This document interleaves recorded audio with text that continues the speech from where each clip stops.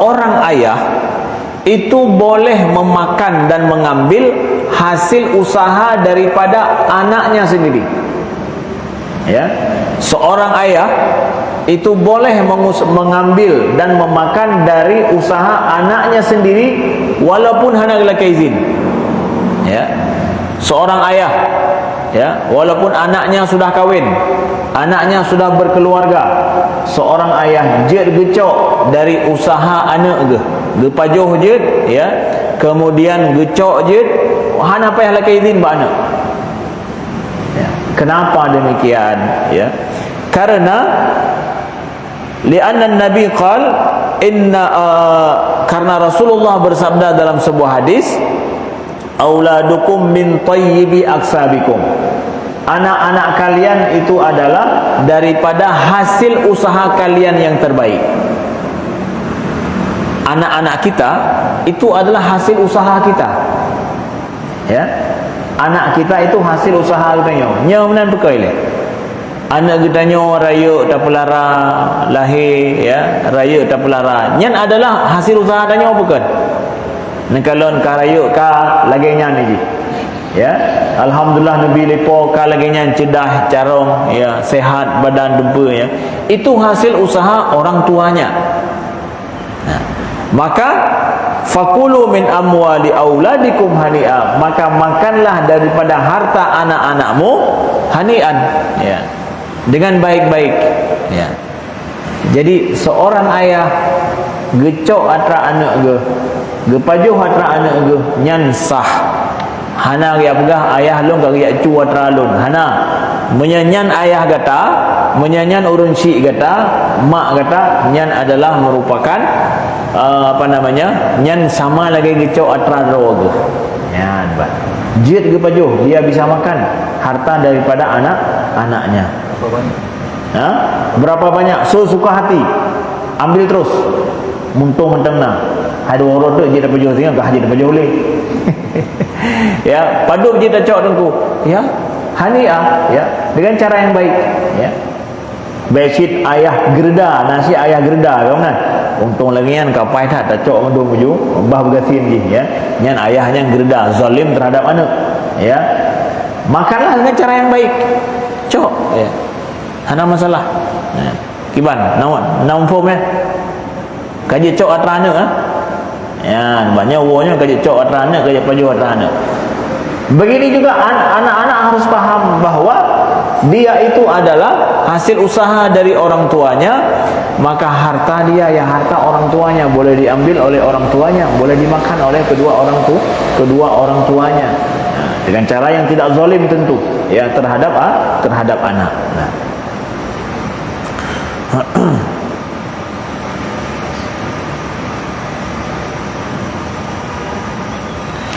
Wa yulahad anal ayah allati tutalib bil infaq tukhtamu adatan aw ghaliban biqauli wallahu wasi'un alim wallahu ghaniyyun hamid. Wa dzalika yurshiduna ila anna an-nafaqa juz'un mimma an'ama Allah bihi min rizqin 'alal 'ibad wa annahu ta'ala sayujzihi bi wa yudha'afu lahu adha'afan katsirah. Dalam ayat yang kita baca tadi, Allah sampaikan, berinfaklah, berikanlah dari yang baik-baik. Jadi kan mandum yang Allah laki. Allah enggak minta semua dari kita.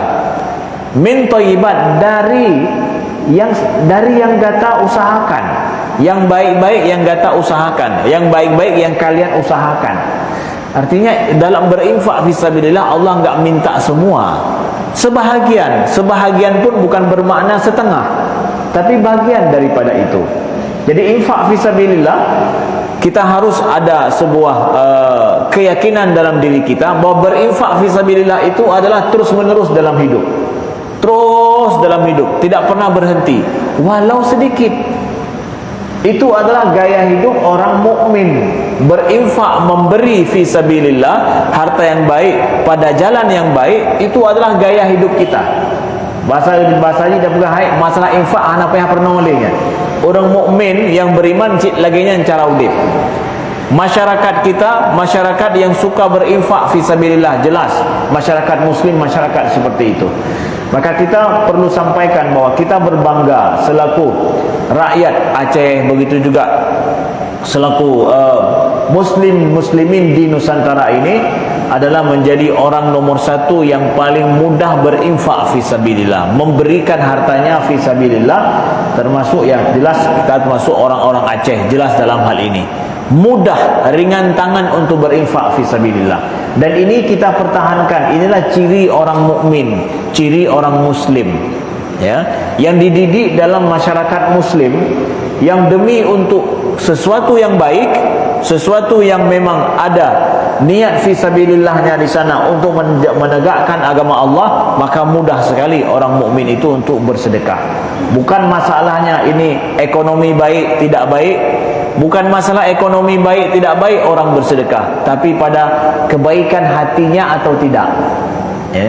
Jadi ada sebahagian orang mengatakan bahawa nyo dalam masalah sedekah hai kondisi ekonomi si takalon, ya. Kalau baik ekonomi maka baik sedekah, tidak baik ekonomi tidak baik sedekah.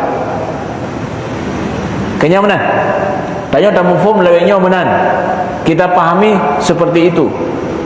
Padahal bukan gara-gara ekonomi baik orang bersedekah, tapi pada baik imannya atau tidak baik imannya. Memangnya kalau ekonomi baik, imannya tidak baik, dia akan bersedekah? Akan bersedekah. Nyok urun nyok ekonomi tengah lagak dah tanya. Got tak ekonomi kita nyok. Urun sedekah lelu. Memangnya iman gak ada pernah dia sedekah? Kan si itu bi. Ekonomi urang Eropah, urang Amerika, God han, God ekonomi urunnya, man sedekah le, pakan han urunnya yang paling lu sedekah irunya. Bukankah di dalam survei telah membuktikan bahawa justru yang banyak bersedekah orang Indonesia? Emangnya ekonomi Indonesia lebih baik daripada ekonomi urungan? Kan lagi nyan. Ekonomi kita tidak lebih baik, tapi sedekah kita lebih baik kok. Kenapa? Ini dia. Jadi jangan mudah kita langsung menghubungkan, oh le sedekah ekonomi dengan God, ekonomi hana God maka hana le sedekah. Enggak langsung seperti itu. Itu faktor kedua atau ketiga atau keempat. Faktor yang pertama, orang bersedekah banyak atau tidak pada kebaikan hati dan imannya, itu dia. Ya. Kalaupun kebaikan hati dan imannya ada, maka walau dalam ekonomi morat-marit pun sedekahnya lancar. Nah, begitu. Sebagaimana ketika Nabi SAW mempersiapkan tentara-tentara untuk pergi berperang melawan orang Romawi. Ini adalah persiapan perang besar, ya. Tetapi persiapan perang besar itu harus dipersiapkan dalam kondisi masyarakat Madinah saat itu sedang masa panceklik. Jadi kondisi hana wasai bumo, tapi harus diinfakkan. Bagaimana persiapan perang hanjit nahan, strategi perang untuk menang hanjit tapi ke bah tamu perang wate, tapi ke perang wate tanya ekonomi tengah god baru dah fikir perang. Musuh hanai fikir, ya, musuh itu tidak berfikir kondisi memerangi kita ketika ekonomi baik, tapi justru musuh memerangi kita pada saat kita dalam kesulitan lah. Musuh ingin menghancurkan kita dalam mencari masa sulit kita. Saat itu ingin diperangi. Bayangkan bagaimana Nabi harus mempersiapkan tentara dan perang untuk menghadapi musuh itu, Romawi lagi. Maka apa yang terjadi pada saat itu? Nabi ajak para sahabat berinfak. Bahasa kitanya apa nanti? Sang hana wajar lah sang untuk tajakmu perang, tak persiapkan perang dalam kondisi ekonomi yang sulit. Tapi Nabi berhasil mengajak para sahabat dan mempersiapkan perang itu. Datanglah siapa? Umar bin Khattab misalkan, ya, beliau berinfak dengan apa? Ya Rasulullah, aku infakkan setengah daripada hartaku. Setengah tu lun tinggalkan untuk keluarga aku, setengah itu semua untuk fisabilillah. Datang Abu Bakar, kemudian beliau infakkan, ya Rasulullah, inilah sisa hartaku di dunia. Semua yang aku miliki ya Rasulullah itu adalah untuk fisabilillah. persiapan perang. Abu Bakar ubena mandu. Lalu ditanya oleh Nabi sallallahu alaihi wasallam, wahai Abu Bakar, apa yang engkau sisakan untuk keluargamu?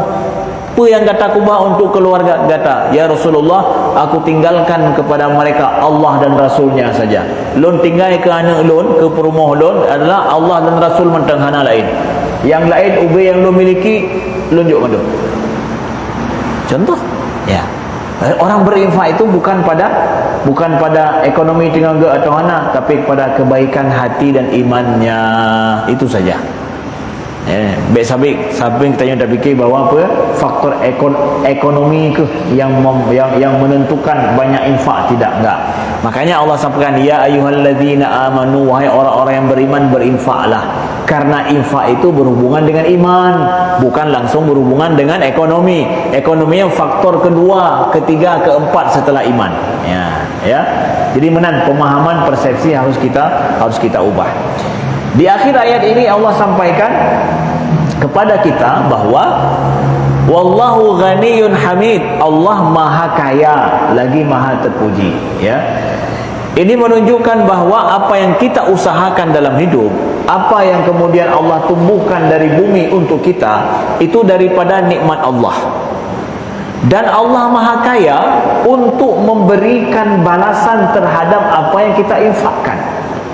Jadi jangan khawatir. Be'yo katanya, kalau seandainya dari hasil infak katanya nyo hana membalik, hana akan mampu untuk dibayar balik. Bahasa katanya menyata taputang ke sidoro riang, tak kalang-kalang nilai nyo nyata putang kebayar Tuhan.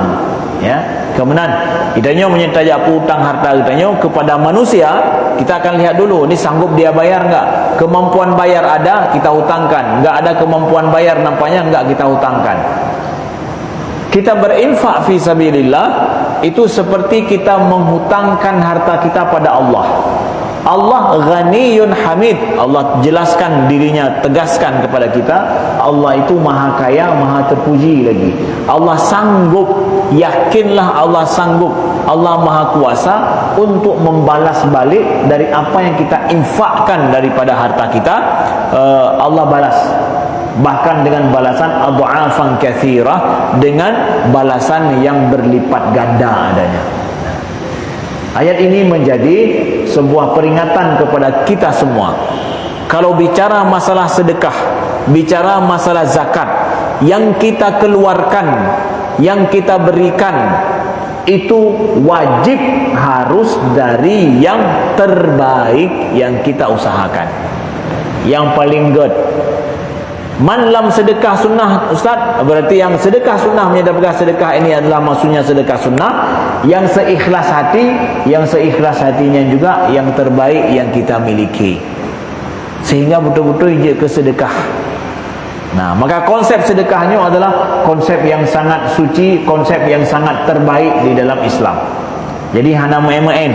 Jadi sedekah, hai sedekah mengkana mentang. Hana, namanya sedekah pembuktian iman. Pembuktian iman mesti dengan cara yang terbaik. Berikan dari yang terbaik yang kita miliki. Hasil usaha kita yang terbaik yang kita miliki. Oh no mentang, apabila ada pertanyaan kamu persilakan.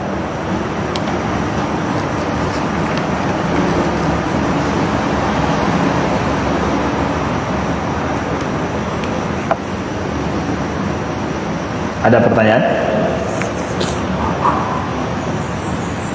Baik, masalah yang kita sampaikan, begitu juga mungkin masalah lain yang dirasakan perlu ada.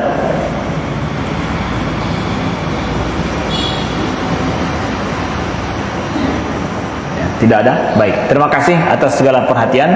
Mohon maaf atas segala kekurangan. Mudah-mudahan berguna dan bermanfaat, menjadi teladan dalam hidup kita, dalam kita mengamalkan ayat-ayat Allah Subhanahu wa taala, dan menjadi pengingat bagi kita bagaimana kita mengamalkan ayat-ayat Al-Quran ini dalam kehidupan kita sehari-hari. Dan Allah berikan kemampuan dan juga keyakinan dari dalam diri kita untuk terus berinfak fi sabilillah. Diberikan oleh Allah kekuatan dan juga harta di tangan cadangan kita, baik yang kita usahakan dari bumi atau kita usahakan dengan tenaga kita, itu semua mampu kita infakkan fi sabilillah setiap hari.